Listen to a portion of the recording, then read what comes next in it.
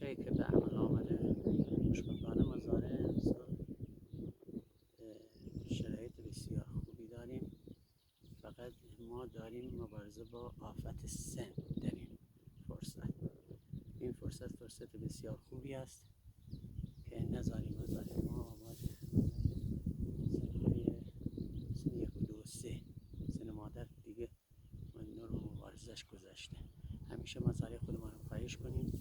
گاهی اوقات علائمی هست شاید سن در مزرعه مشاهده نشه، چون در شرایط خاصی اونها نمیتونیم با چشم غیر مسلح ببینیم. حتما باید توراندازی کنیم. مثلا نگاه کنید این یک گندم جز علائمیه که آفت رو جاش بریده. نگاه کن به صورت دفرمه میشه و کاملا مشخص است. پس خواهش میکنیم نسبت به این آفت کم توجه نباشید و حتما به سمت